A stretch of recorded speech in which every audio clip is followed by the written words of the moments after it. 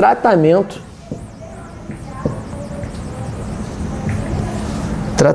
normativo do laudo pericial. Aonde o laudo pericial ele encontra a guarida? Onde tem previsão legal para esse laudo pericial? 160 do CPP. Espero que vocês estejam com o artigo aberto aí no Planalto. E o artigo e ele fala o seguinte: 160. Os peritos elaborarão um laudo pericial, onde descreverão minuciosamente o que examinarem e responderão aos quesitos formulados. Depois, se vocês quiserem, ou eu anexo aqui no material de vocês, ou se quiserem me pedir, eu mostro para vocês como funciona, como é um laudo de constatação. O laudo, ele serve também para demonstrar, para mostrar a materialidade do crime. Para punir alguém tem que ter essa materialidade, não serve para mostrar que a droga era uma droga ilícita, e também serve para as armas. Ele é muito utilizado nos crimes nos crimes de porte ilegal de arma. Aí tem que ter um laudo para dizer se aquela arma era apta a disparos. Até nos crimes mesmo que envolvem roubo, e nesse crime de roubo tinha uma arma. Tem que ter um laudo de constatação da arma para dizer se aquela arma era apta a disparos, se era uma arma que às vezes pode ser um simulacro, não pode ser utilizado. A gente sabe que já viu que na aula de resolução de questões que o estatuto prevê que dessa possibilidade. Se for uma arma que não esteja apta a disparo, ele não pode responder pelo crime de roubo e com aumento de pena ali do emprego de arma de fogo. Então o laudo ele é muito importante no processo penal, tanto para tipificar uma conduta, quanto para tá fazendo essa questão para tipificar a conduta em sede de delegacia e para o juiz estar ali aplicando a pena. O laudo é de suma importância. Por isso nós estamos batendo nessa tecla aqui também, nessa questão de laudo. Beleza? É onde o perito ele relata toda essa análise técnica. O laudo vem assim: se era arma de fogo, quantidade de munições que foi encontrada, era apta a disparos, e traz tudo, a cor da arma, numeração, se tiver numeração, se não tiver numeração, se tiver raspado ele diz lá que está raspado, se tiver oxidado ele diz que está oxidado, peso, nome da arma, data de fabricação, ele traz todos esses dados. E para droga também, traz todos os dados de droga. Então deve ser um relatório minucioso. O prazo é de 10 dias. Prazo. Qual é o prazo? Prazo. 10 dias. Esses dias podem ser prorrogáveis, tá? 10 dias prorrogáveis.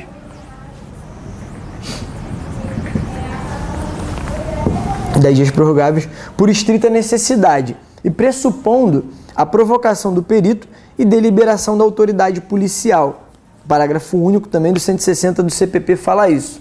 Então a lei ela não indica a quantidade de vezes que esse laudo deve retornar do perito ali competente para estar constatando aquele laudo. Mas pode ser prorrogável por 10 dias, o prazo é de 10 dias, mas esses 10 dias podem ser prorrogáveis a quantidade de vezes. Isso é uma atribuição da autoridade. Quantidade de vezes, não tem previsão legal da quantidade de vezes que essa renovação de estada da arma ou da droga esteja lá.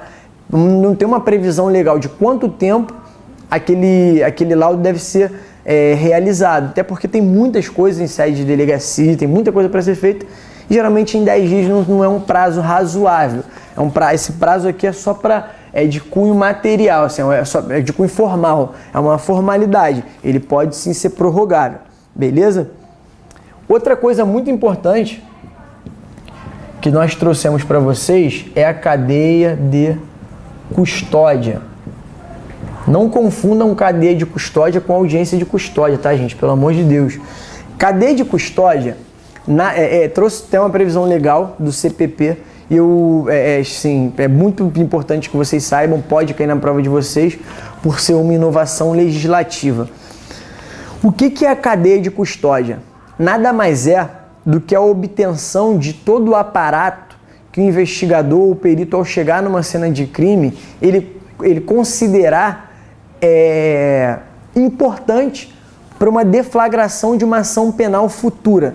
Então o perito chegou na cena de um crime, de um homicídio, ele vê um celular, ele vê estojos de munição, ele vê alguma arma jogada, ele vê um computador, esse tipo de coisa que ele achar importante deve ser devidamente juntado, isso tudo deve ser envelopado e guardado numa cadeia e por isso que se chama cadeia de custódia. Nada mais é do que a obtenção do maior número de aparatos que o perito julgar necessário. O perito julgando necessário todo aquele aparato, ele deve estar fazendo um apanhado de tudo aquilo, todo aquele material que ele bem entender como interessante para uma deflagração de uma ação penal, e esse material deve ser estudado futuramente por peritos. Se tiver algum telefone, deve ser feito toda essa questão de obtenção de prova por meio desse material que os peritos acharem necessários. Então ele revela uma sistematização dos procedimentos que almejam a preservação do valor probatório de prova pericial, garantindo a sua autenticidade. E Douglas, onde é que está a previsão legal da cadeia de custódia? Está lá no artigo 158A até o 158F do CPP. É bom vocês darem uma lida, depois vocês peguem lá, dê uma lida em toda essa questão do que é uma cadeia de custódia. O pacote anticrime ele delineou bem tudo o que pode ser considerado cadeia de custódia. É muito importante que vocês saibam para um concurso futuro. Ela visa essa cadeia de custódia, ela visa o reconhecimento, a guarda de tudo que for documentos e provas para a elucidação de uma ordem cronológica e de vestígios do cometimento de um crime. Existe alguns doutrinadores e críticos que preveem vícios dessa cadeia de custódia. Qual é o vício que essa cadeia de custódia pode? Os defeitos. Como tudo tem um defeito, né? É bom estar apontando esse defeito para que possam se melhorar. Os defeitos acidentais podem ser corrigidos a qualquer tempo. Defeitos acidentais, mas podem ser corrigidos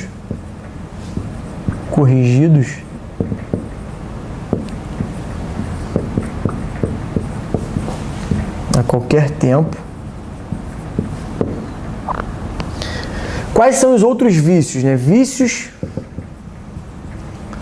estruturais. Esses vícios estruturais, eles recomendam uma nova perícia. De acordo com a doutrina, então, existem dois vícios: defeitos acidentais, esses podem ser corrigidos a qualquer tempo, e os vícios estruturais dessa cadeia de custódia, eles recomendam uma nova perícia de outros peritos, tá? E quando tem uma divergência do laudo pericial, o que acontece? Espero que vocês já tenham copiado essa parte aqui. Vou apagar aqui. A gente está podendo dar prosseguimento na matéria e verticalizando o assunto. Quando existe e quando existe uma divergência entre os peritos. Tem dois peritos, um fala uma coisa, outro fala outra. Vou botar aqui para vocês: divergência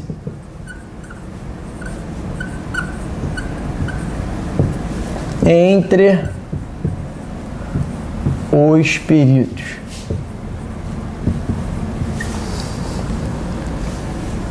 Aspecto formal.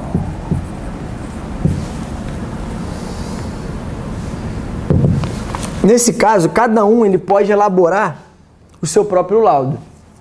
Tem divergência entre os peritos. Nesse caso, cada um poderá elaborar o seu próprio laudo. Mas no caso em que... Mas também eles podem elaborar um laudo único. Isso aí não tem... Mas eles devem explicitar as razões dessas divergências, tá? Se tiver, um fala uma coisa, outro fala outra. Cada um pode elaborar seu laudo.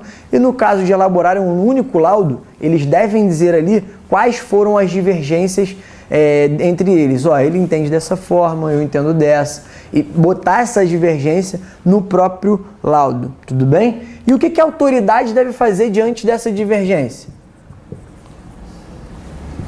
Autoridade. Existem duas posições, tá? A primeira é a seguinte. Primeira posição é de Mirabete. Posição mais legalista, né? Posição legalista. Nesse caso aqui, a autoridade ela deve nomear um terceiro perito. Nomear um terceiro perito. E aqui, qual é a segunda posição? Segunda posição de ninguém menos que Guilherme de Souza Nutti. Tá? E nesse caso, a nomeação do perito é facultativa. Facultativa. A nomeação do perito.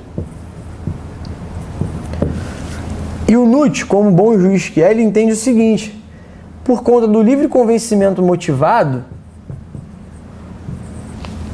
o juiz ele tem por bem ele tem a liberdade, a discricionariedade de escolher o perito que ele entende que melhor se expressou ali naquele laudo. Houve divergência. Para Mirabete, a posição legalista. Ele deve nomear um novo perito. E de acordo com Guilherme de Souza Nutti, que é a segunda corrente, é facultativa a nomeação de um novo perito. O que se deve fazer nesse caso? O juiz, por conta do livre convencimento motivado, é discricionário ato dele ali de escolher um perito que entendeu melhor e ele seguir a perícia daquele perito ali. Beleza essa questão? Sistema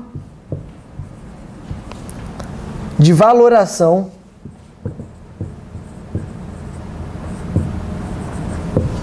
do laudo. Existe o sistema vinculatório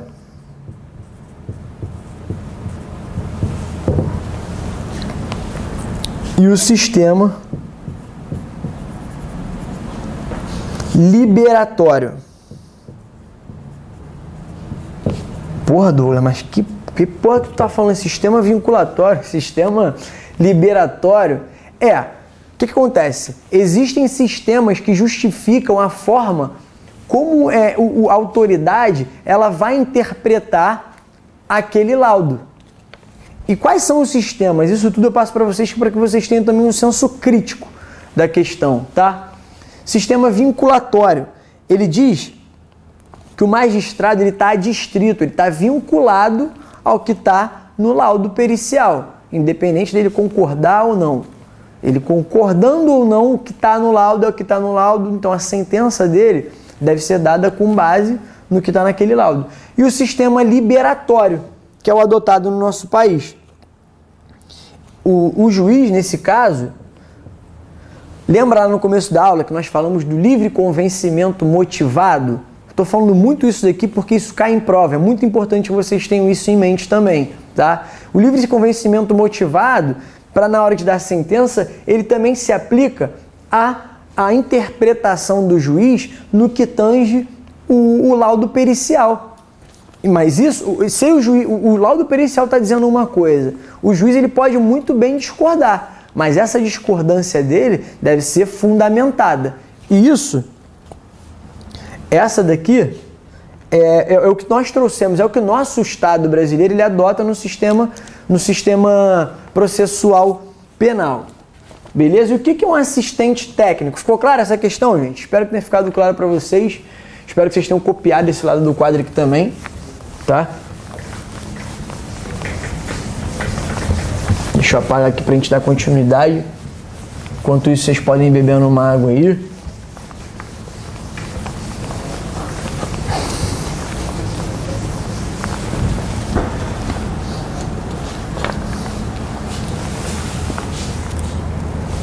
Do assistente assistente técnico.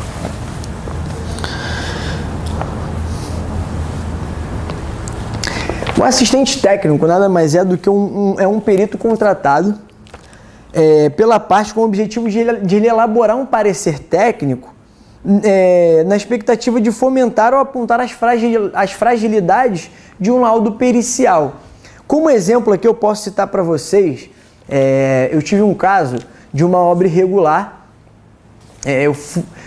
esse cara foi autuado por conta de rompimento do solo urbano e o que nós fizemos? Nomeamos uma perita, que é engenheira civil. Essa perita engenheira civil, ela foi lá e elaborou um laudo em que pese ter o crime de rompimento de solo urbano, mas a perita foi lá e elaborou um laudo técnico, dizendo o seguinte, ó, essa obra aqui em que pese vocês estarem alegando que há perigo de rompimento do solo, isso tudo estava no laudo da perita. Ela falou o seguinte, essa obra não tem risco de desabamento nenhum. Não tem, ela assinou embaixo e nós apresentamos esse laudo. E essa mulher, ela figurou no polo da ação como? Ela figurou como um assistente técnico. Ela nos assistiu tecnicamente. E nós falamos o seguinte, ó, nesse caso essa obra não vai cair. Vocês podem estar querendo puni-lo por conta de rompimento do solo, mas assim, risco de cair não tem, porque o nosso assistente técnico, uma perita, assinou um laudo. Isso pode acontecer em diversas outras áreas. Pode acontecer na área econômica, no casos econômicos, pode acontecer também de você nomear perito de outras áreas para que aquele perito possa estar dando um parecer técnico naquele processo, está dando um pitaco num processo criminal. Existe essa possibilidade também. Ele não vai se intrometer, uma coisa muito importante que eu botei para vocês, ele não se intromete no laudo pericial já feito, não. Ele pode acompanhar sim. O pacote anticrime, inclusive, trouxe essa possibilidade de um perito, desse assistente técnico, ele acompanhar a elaboração de um laudo pericial. Mas ele não vai dar pitaco nesse laudo pericial, ele não vai influenciar naquele laudo pericial, não vai dizer, tem que fazer assim, tem que fazer assado, eu entendo assim, eu entendo de outra forma. Não, acompanhar ele pode sim. Inclusive, futuramente, depois que esse laudo estiver pronto, ele opinar sobre aquele laudo e junto-se aquilo no processo. Perfeito? Nesse caso aqui, da admissibilidade do assistente técnico. A admissibilidade. Admissibilidade. Cabe ao juiz.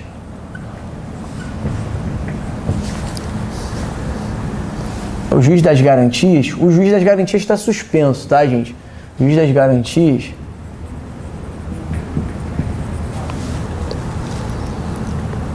deliberar quanto à admissão. Deliberar quanto à admissão.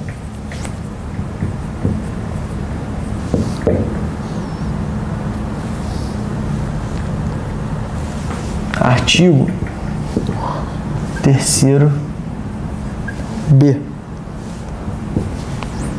16 do CPP.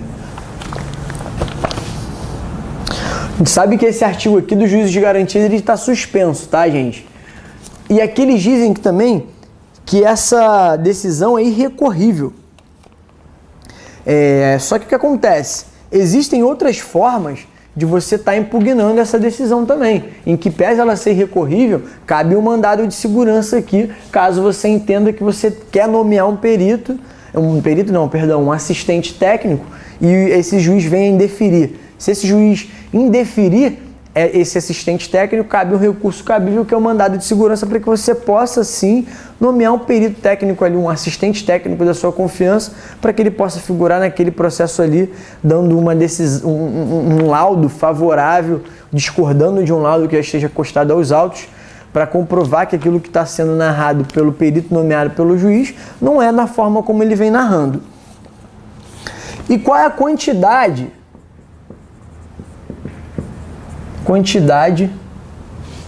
de peritos? Quantidade de peritos versus perícia complexa.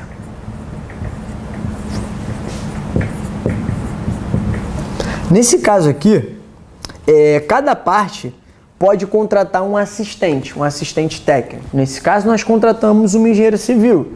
Se tivesse outra parte também poderia contratar um engenheiro civil lá para ela. Só que no nosso caso só tinha um réu. Então, dependendo do número de réus envolvidos na demanda, cada um pode contratar um perito técnico ali para que possa estar figurando como um assistente técnico e dependendo da complexidade da causa. Isso vai depender da seara. No caso concreto que eu passei para vocês como exemplo, da obra irregular que nós nomeamos uma perita, poderia acontecer também do caso envolver também uma parte de direito econômico, que envolve um juros. Estou inventando aqui, mas vai que seja o caso. E se quisesse nomear um outro perito de uma outra área. É lógico que ninguém domina todas as áreas todas as áreas de conhecimento. Então, se houvesse uma demanda de uma outra especificidade de área, poderia se nomear um perito também para ele figurar nessa outra área. Perfeito? E o acesso? Como é feito o acesso ao objeto da perícia? Ele deve ocorrer em ambiente oficial e acompanhado por um perito oficial, perfeito? Isso eu não vou anotar porque isso está no material de vocês. E agora, gente, vamos para um dos mais importantes exame de corpo de delito. Isso aqui é muito importante, isso cai muito em prova, cai assim, a dar com um pau essa questão de exame de corpo de delito, tá? São vestígios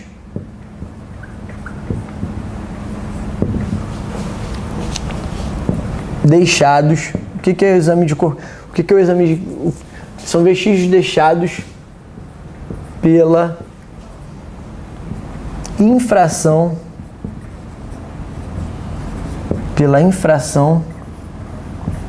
vestígios deixados pela infração penal. Existe aí errônea ideia de que exame de corpo de delito ele é feito tão somente em vítimas de lesão corporal. Ficou com roxo, ficou sem dente, olho roxo, então tem que fazer exame de corpo de delito. Não, exame de corpo de delito ele pode ser feito em qualquer coisa, pode ser feito num carro, pode ser feito numa casa, pode ser feito em qualquer coisa que tenha sido objeto de um crime. É um vestígio, qualquer vestígio ele pode ser considerado exame de corpo de delito.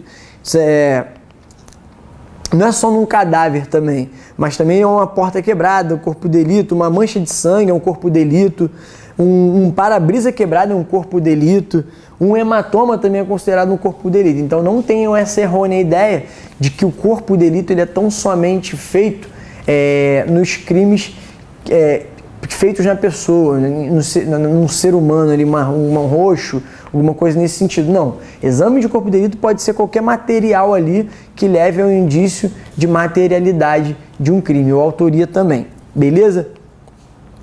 Um bizu aqui para vocês, ó, OBS. Anotem no caderno de vocês. Os crimes que deixam vestígios são chamados de transeúntes. Aqueles vestígios são chamados de crimes transeúntes.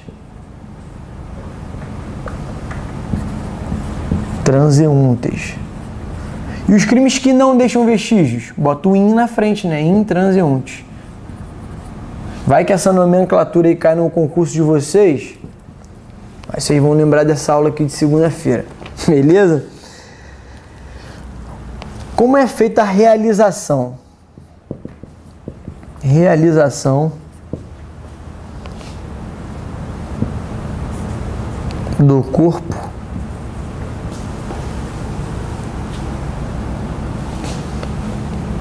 de delito. Realização.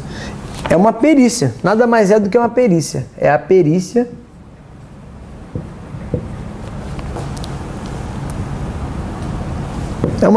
então ela tem como foco encontrar esses vestígios deixados. Tanto que existe muito, a vitimologia fala muito das mulheres quando são vítimas de violência doméstica, as crianças, inclusive, quando são vítimas de violência doméstica, e se vai até uma delegacia para prestar e fazer uma declaração, um registro de ocorrência, essas pessoas, essas mulheres, essas crianças, esses idosos, a própria delegacia, ela faz imediatamente um encaminhamento dessas pessoas para um exame de corpo de delito. E não só das vítimas, tá? Eu tenho como exemplo aqui, eu fui numa delegacia esses dias atender um rapaz que estava respondendo num flagrante lá por desobediência. Acho que foi desobediência, desacato, enfim. Só que ele falou, não, doutor, eu não desobedeci ninguém, eu apanhei e tal, olha como é que eu tô todo machucado. Ele mostrou o braço, na verdade ele narrou que tinha apanhado, estava com a orelha vermelha e tal, enfim.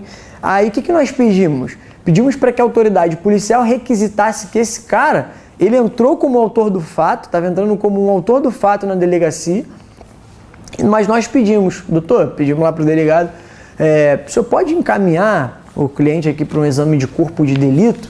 E foi o que foi feito. O delegado lá, vendo o caso dele, viu que ele estava machucado e tal, encaminhou ele para que ele fosse para o IML, Instituto Médico Legal, para que ele pudesse estar realizando esse exame de corpo de delito. Então, não é só em vítima, até nos próprios autores dos fatos, ele entra na delegacia ele como autor do fato, esse caso ele estava respondendo por desobediência, se eu não me engano, e o delegado, quem entendeu o nosso pedido, encaminhou aquele autor do fato lá, cliente lá, para poder estar fazendo esse exame de corpo de delito como autor do fato, nem foi como vítima. Então é bom vocês levarem isso para a prova também. Até a própria até o próprio autor do fato, ele pode ser encaminhado também para que seja feito o exame de corpo de delito, tá? Vamos passar para cá. Estão acompanhando, galera? Como é que vocês estão? Estão indo bem?